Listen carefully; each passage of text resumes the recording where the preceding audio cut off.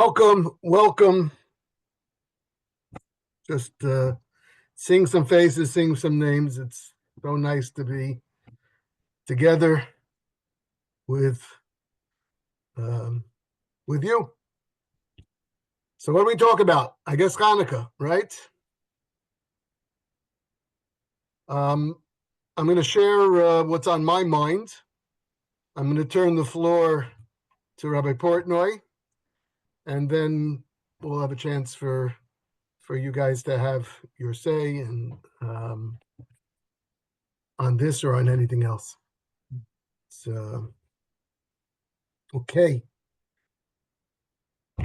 I'll tell you what I'm going to be thinking about this Hanukkah, and I dare say it's something that we're all going to be thinking about. It's so hard. I mean, everything these days, it's like a new world, and everything. And when I say a new world, I don't mean a new world after the elections. It's a new world, maybe that too, but the whole world, our whole world changed this a year ago, and it's changing still. And it's, we're coming to Hanukkah, and I'm sure if you haven't had a chance to think about Hanukkah yet, I had to because I had to prepare something. It's just like we're reliving Hanukkah. We're going to make a bracha to Asa Nisim Lavosenu Bayomim Mahem Bazman Hazeh. We're going to praise Hashem and thank Hashem for making miracles in those days, like Bayom Hazeh, in this day. We're going to say in Al Nisim that Hashem did a purkan, did a tshuah, did a salvation, kayom hazeh, like this day. Now, the truth is that, at least the simple interpretation, we're saying in the blessing perhaps that Hashem performed a miracle in those days, bazman hazeh, in this season, in this time of the year, on these days that we're lighting the candle. It happened then, these days. And in Al Nisim, Pashat Pshat, the simple interpretation probably is that we're saying that Hashem did a salvation, Kayom Hazeh, as clear as day. As clear as we see that it's day today, we saw that it was a miracle from Hashem. But it's so hard not to, and I don't know, maybe Rabbi Portnoy, when you get on, I would bet there are some Meforshim that make this connection, but it's certainly not hard to. It's hard not to think when we say this that we're thanking and praising Hashem for the miracles, Kayom Hazeh, miracles them, like miracles we're seeing today. We are living through a situation. It is once again the few against the many, the weak against the mighty.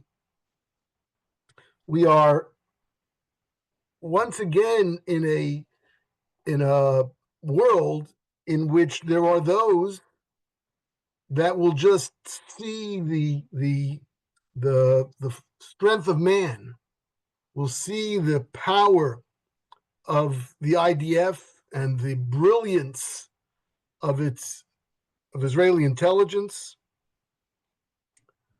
But we know, and we see so clearly, do we not? Increasingly every day, we see that it is Rav Toz Rivom, it is Hashem who is fighting our battle. Nekam Toz Nikmosom, it is Hashem who is beginning and continuing to avenge what was and is being done to us. We have a situation unfolding again where, every time we talk, there's new chapters unfolding. It's not just a question of our survival. It's not a question of Gaza. It's not just a question. We take the power of Iran and Halavai Weiter, which should continue, we see that Hashem stymies the country that had the world cowering. Hezbollah gone. We wake up, Syria. Einenu, it is not. It's like vanished. Its armaments are being taken away, destroyed one by one. The parallels. I want to focus in my few minutes. I want to focus on the Chashmonoim. The world, the secular world, the nations of the world who cannot or will not see the powers that Hashem is wielding, the miracles that Hashem is wielding. It's fascinating to me that of the entire world, who is it that recognizes that the God of the Jews is fighting for us? It's our enemies. It's these Muslim terrorists that are reiterating it time and time again that the Jewish God is doing this to them.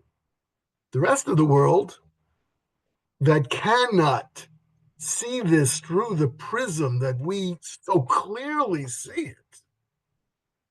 So they say that it's that powerful Jewish army, that might of an intelligence, of Israeli intelligence. And it strikes me that this is what they did to Chanukah, right? That Chanukah in the world, in a world that does not have an understanding of Torah, an understanding of what we call reality, in that world, what happened at Chanukah? The mighty Maccabees. The Chashmonoim were these amazingly powerful people, right? And it spawns sports clubs and youth clubs, and everyone, makes Maccabee games and Maccabee tournaments, right? Because the outside world has created this image that, well, how did it happen? So the only way it could happen is the mighty Maccabee. And we say in Alanisim, right, that it was Giborim Biyad Chaloshim, that they were not only few, and so few that the whole argument, so to speak, of the mighty Maccabees is ludicrous, but it's always ludicrous, right? The splitting of the sea, how do they explain it? How do they, they'll always grasp at straws. We say that the Chashmonoim, the Maccabees, were in the words of Ramban, Nachmanides, Chasidei Elyon. They were tzaddikim. This was Tameim Biyad Tahorim, Rishoyim Biyad Tzaddikim. This is the deliverance of evil in the hands of righteous. Zaydim Biyad Oskei Sorasecha. The arrogant enemies in the hands of people studying Torah. How beautiful it is, right? How does it not warm our hearts when we hear the way so many of our soldiers go into battle, and how they're I can't say buying up, they're grabbing up Gemaras and Svarim to learn on the front. This is Zaydim Biyad Oskei Sorasecha. This is a victory of righteousness of a people of God.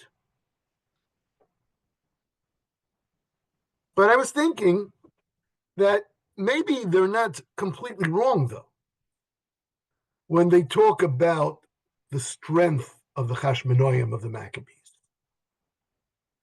Let's look at this in another light. The truth of the matter is, they were incredibly strong. And they exhibited a tremendous attribute that the Jewish people carry and have always carried. The Gemara in Beitza, Daf Chaf the Gemara tells us in Tractate Beitza, Gimel Azim Ba'olam, there are three creatures that are uniquely fierce. Kelev Shebechayos, the dog is the fiercest of the animals.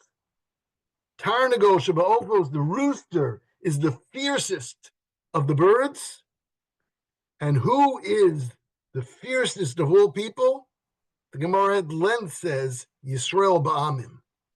We are the toughest. We are the fiercest.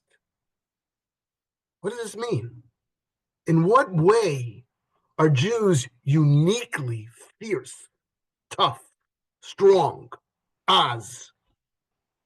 So the Ramban in Devarim, on the pasuk where the Torah tells us why Hashem chose the Jewish people and showered us with his unique love, the Ramban references this Gemara and says that to be chosen to be the people of God, well, that's an amazing gift, but it comes with a price. Do we not today see the price one pays when one has that unique relationship of God's people? We become hated, detested, scorned, and spurned.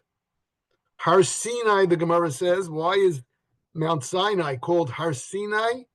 From the word Sinah, because the role that we took at Sinai singled us out to represent godliness in a world that will forever seek to trample that out. And therefore, to be able to be in this loving relationship with Hashem, Hashem's chosen firstborn, says the Ramban, it takes a strength, a tenacity. The dog is not the strongest, nor the rooster, but they're tenacious.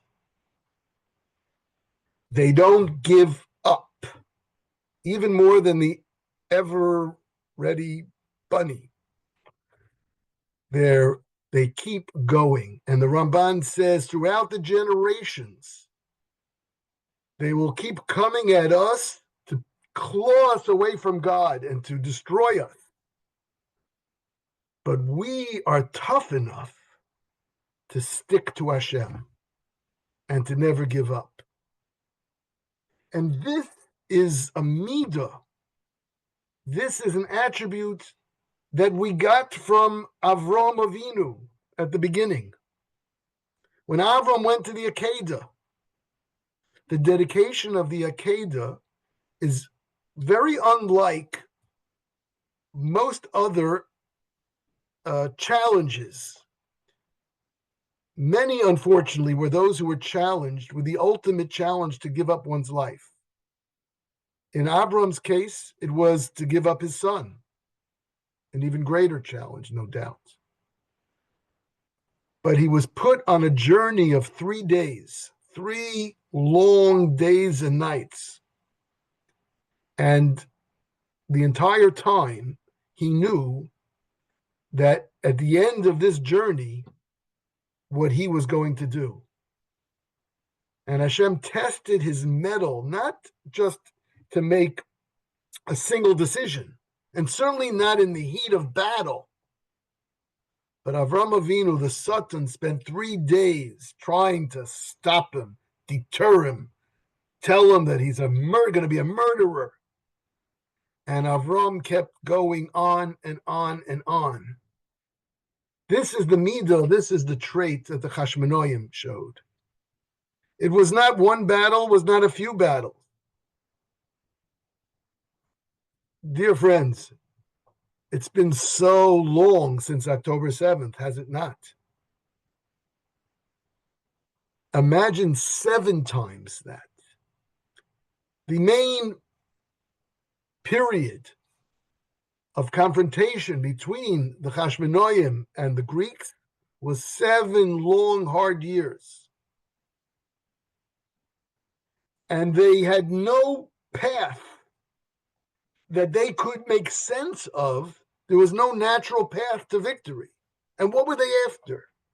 Again, unlike the world that would frame this as a fight for freedom, for independence, Jews have never had a problem not being independent as long as we were able to keep our Torah.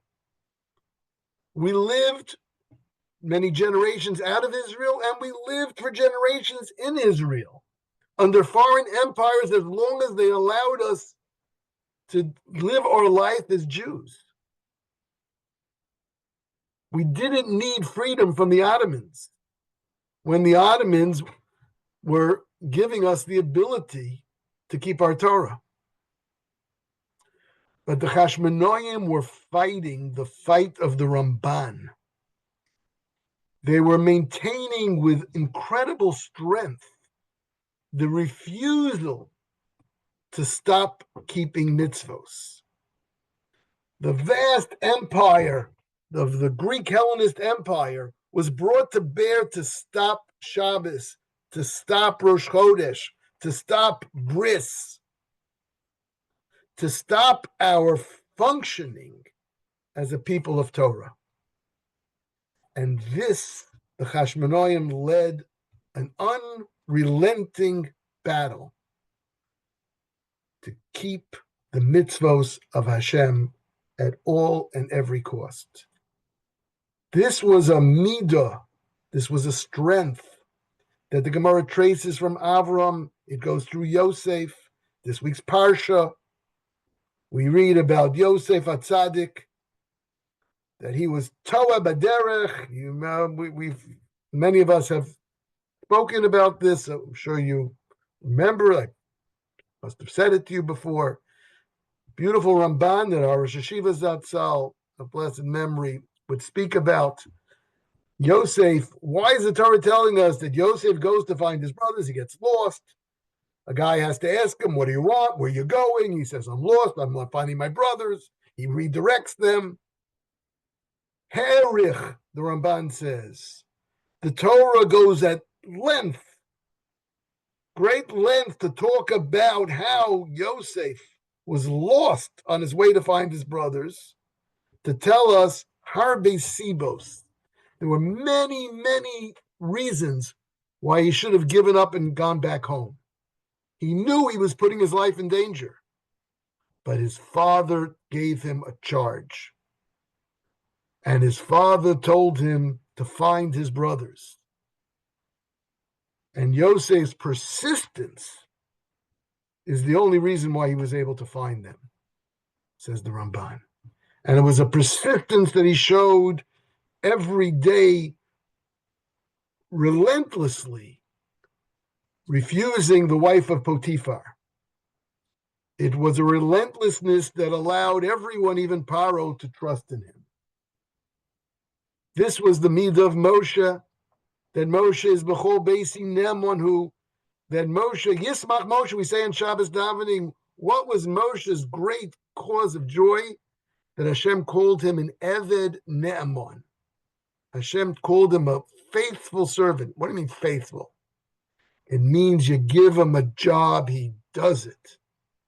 And nothing stops Moshe, like nothing stopped Yosef, like nothing stopped Avram, like nothing stopped the Maccabees, the Hashmonaim. And the message I hear in this, what the Gemara is saying is that you and I, each and every one of us, we have this power. We see this power. I am looking at a screen full of some 30 faces and names. Each and every one of you in your lives showed this amazing strength. You pushed when it wasn't easy. You went against the current when the current was pushing.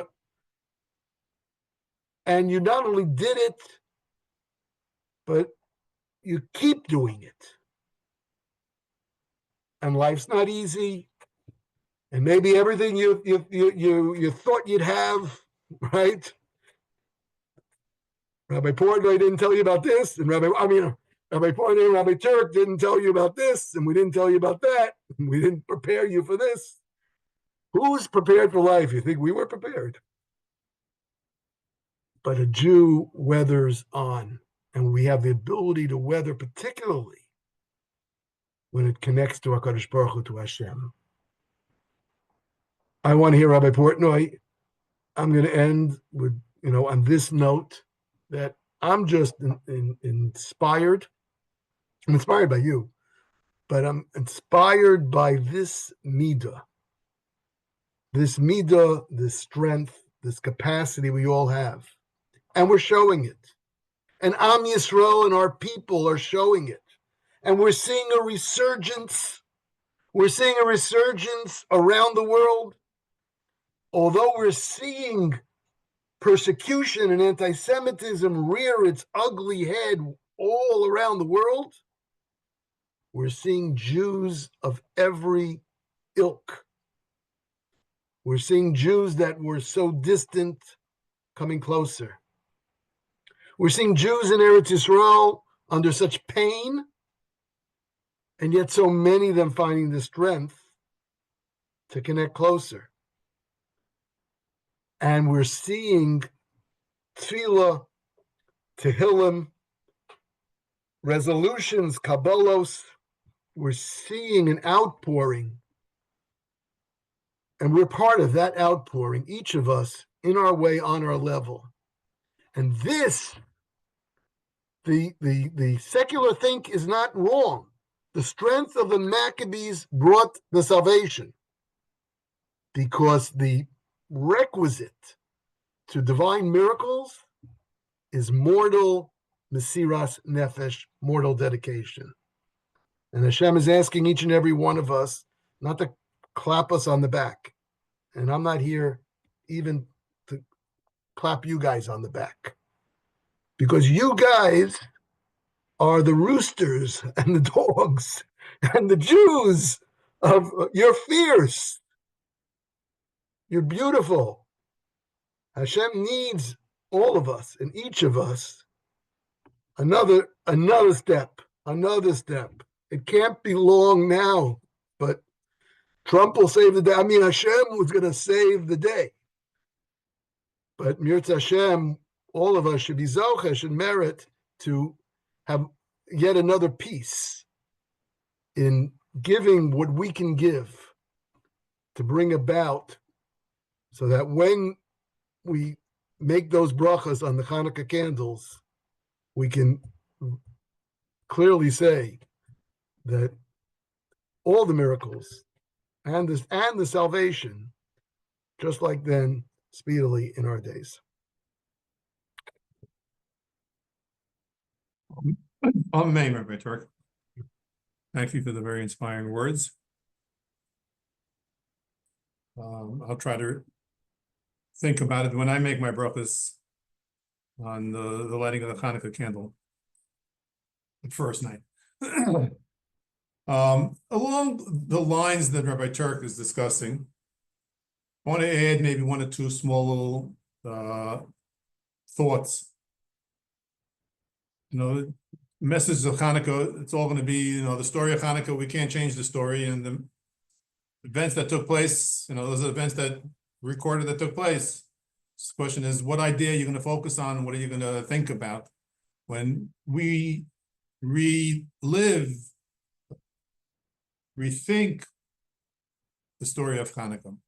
So, we all know the famous question there that Rabbi Turk was speaking about the Gemara and the Tfilos. The Gemara of speaking on Shabbos that speaks of Hanukkah is my Hanukkah. And discusses Chanukah, it says that the Yevonim came in, they defiled the Timukah Hashmonim, they made all of the oil impure, and then there was, incidentally, the Gemara seems to say that there was the Chashmonaim came back and they came into the Beis Hamikdash and they couldn't find any oil, and they finally found the Pach Shemen with the Chesama Shel Kohen Gadol. There was a jug with the Kohen Gadol seal, and that lasted. So they knew that was pure, and with that they lit the menorah and lasted for 8 days, and that's the miracle. It was only enough for 1 day. The tefillas, though, focusing on what Rabbi Turk was saying, speaking about is the battles that took place, and Rabbim biyad matin, tzaddikim biyad rishoyim, tameim biyad tahorim.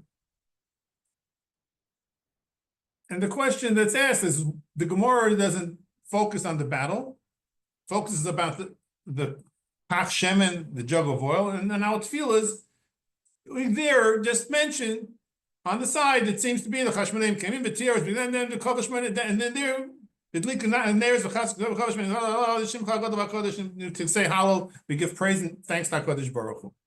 So that's the famous question, why in the tefillah we focus on one, and the Gemara seems to say the nest was the oil.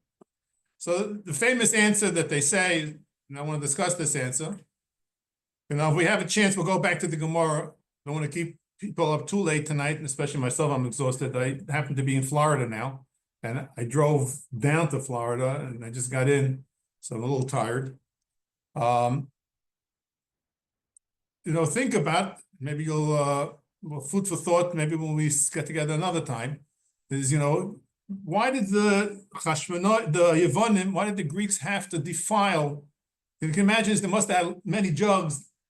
There was a chamber where they kept the oil in the Beis HaMikdash.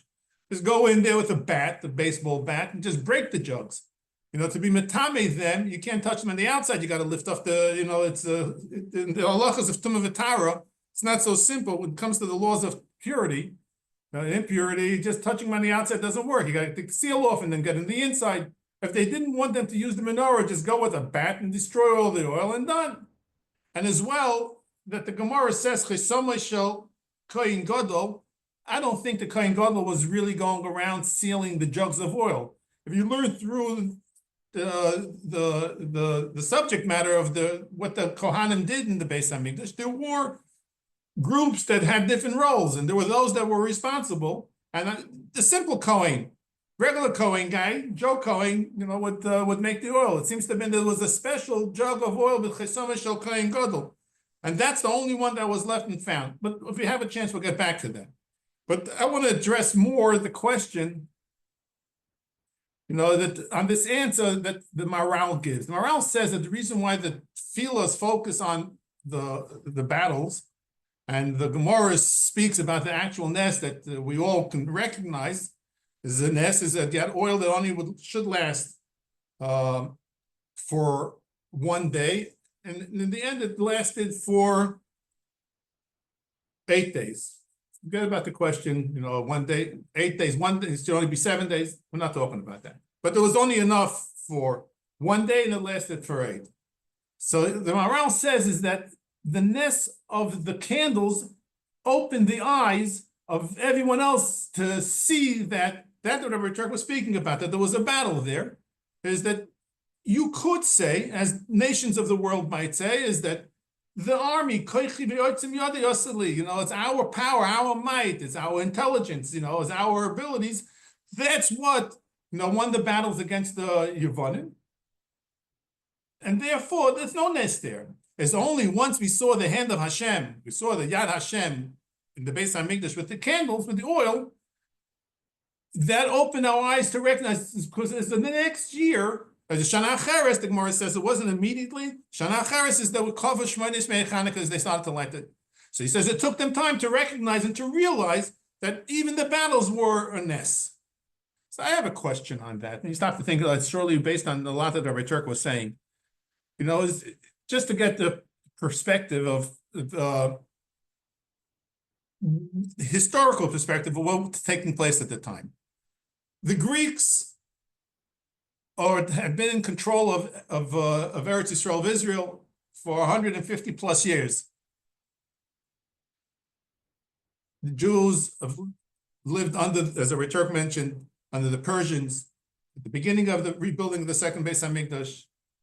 They were able to practice their religion, but the Greeks conquered the Persians, and the Greeks took over Eretz Yisrael, and slowly but surely they influenced many, and up to, some say, up to 50% of the Jewish population were mityaven, became Greek Hellenist Greeks, and left the life of Torah. As a matter of fact, if you go today and you travel in Eretz Yisrael and you visit some of the historical sites, and go to Beit Ilfa, and you go to Tveria, Chamei Tveria, and you see the Chamei Tveria, the mosaic floors, and you see the synagogues, the shuls there, you see both Hellenistic, and during that period of time, the zodiacs. You see the mosaics had Greek symbols all in their laying of the mosaic floors. This is in a shul. Those cities in Eretz Yisrael that were totally Greek Jews that became Yevonim, became Greeks. The immorality with the idolatry, with the getting caught up in the physical, and abandoning Torah. And there were a few, and in return, the number, as I know, and correct me if I'm wrong, is a maximum of 20 Maccabees that originated the Milchama. So can you imagine? Here you have, imagine you have Yehuda Maccabee, so you have Moshe Feinstein, and he's got 10 Talmidim. I pick Moshe, he's got a small yeshiva. So he's got 10 Talmidim, 20 Talmidim, and they're going to go take on, the mighty army of the USSR, the German army, the United States Army. And you know what? And they'll be menatzeach, they'll be victorious, and they'll win. But you know what? It's not HaKadosh Baruch Hu. It's we did it.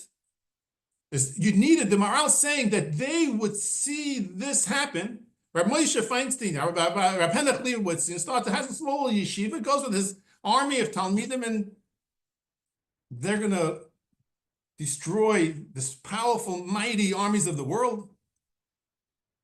The Greeks controlled, the Greek Empire controlled the largest areas of the Nile, of the Mediterranean, of the Nile Delta. They went from Egypt, and the Hellenist Jews were in Alexandria as well, all the way through and up into Turkey and to Greek.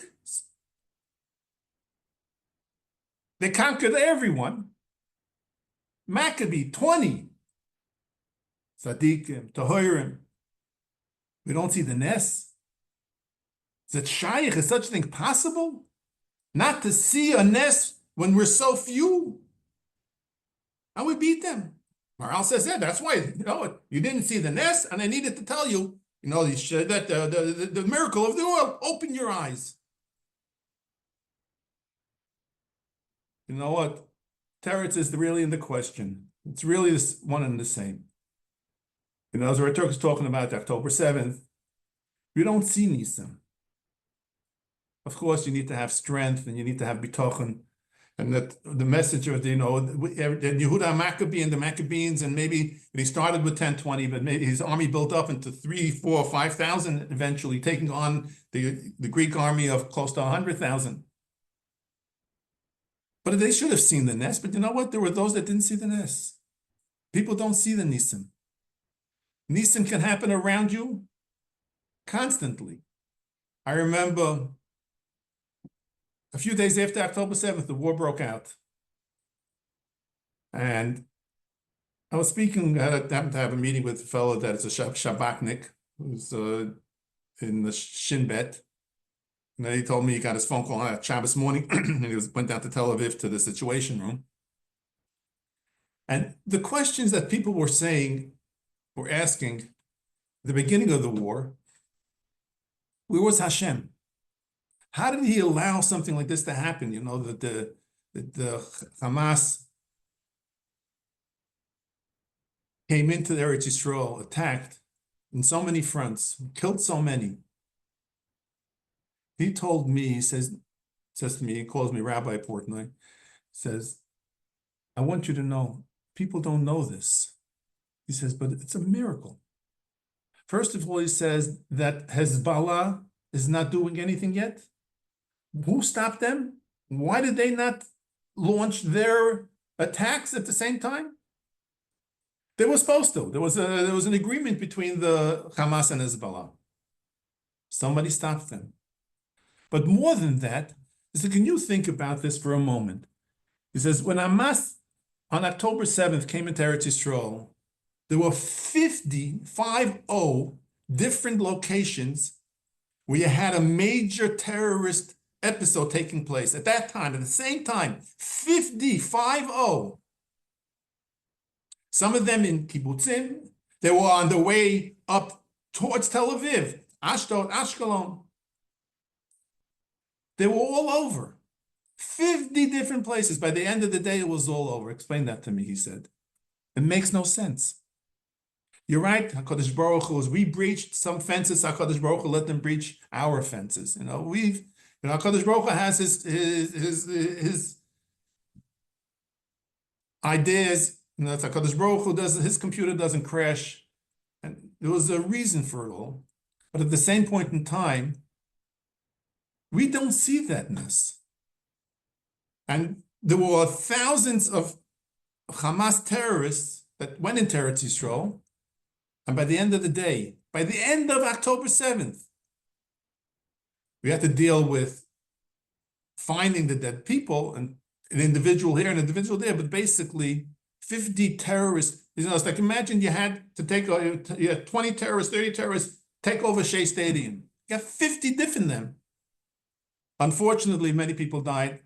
And many people died by the hands of the Israeli soldiers as well, and Jews.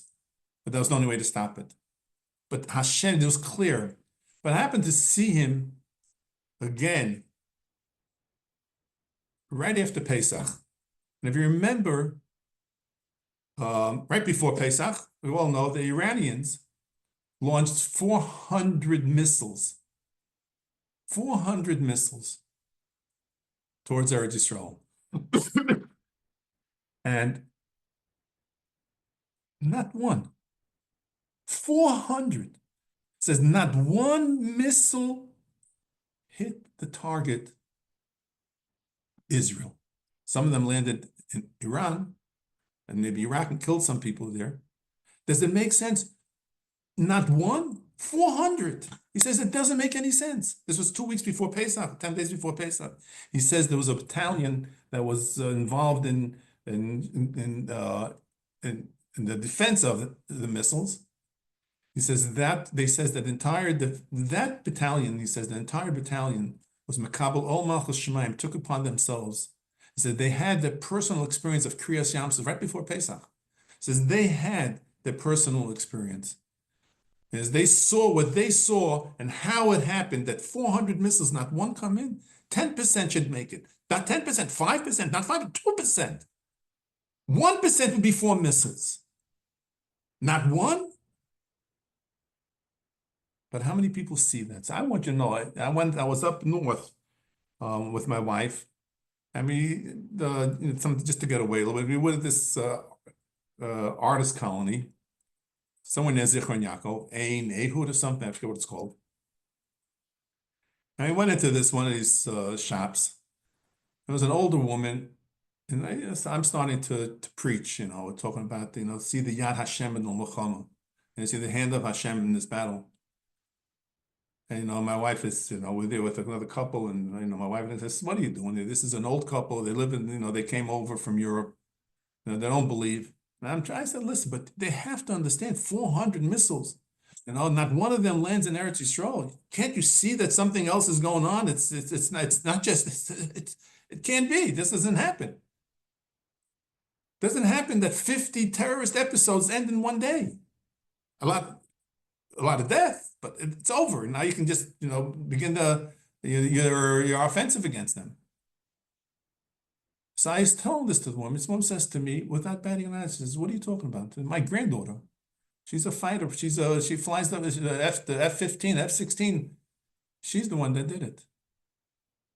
She did it. Okay, yeah, your granddaughter did it. Okay, if I understand, and I know when to, to push back and hold back. And I was going to try more. I said, Baruch, buy something here. Let's be nice, Orthodox Jews, religious Jews, let's buy something here. It says, but the Chashmonaim as well. The emes is, the truth is, according to the moral's explanation is saying that they needed the miracle of the oil. And the miracle of the oil was, again, the oil that they had to be metame, and the metame, breaking it wasn't their goal. But the miracle of the oil and the idea of what the oil represented, and as the Chesama Shel HaKadosh Baruch Hu, which means is that the Chesama Shel HaKain Gadol, everybody has that challenge, because we're talking about Kedoshim and Tahorim, that the morale is saying. They didn't see the miracle. They were, at the time, they needed to step back. And when you're caught up in it, you may not see it. The message is these miracles happen around us all the time, and there's constantly miracles, and you got to step back sometimes to see them. It's a miracle that we can think, I'm sitting here in a room full of people, it's a miracle.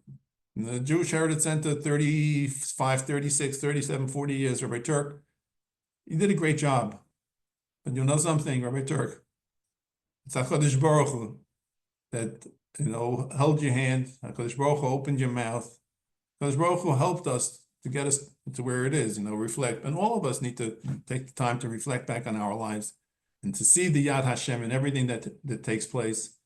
And I think the message when we light our candles this year, of course, is to remember that the Rabbi Turk spoke about the strength of who they are, but at the same point, as strong as they might have been and as great as they might have been, also, you need to step back sometime and reflect and to see really what's going on around you and to see the hand of Hashem in everything that takes place. May we all have a meaningful and uplifting Chanukah.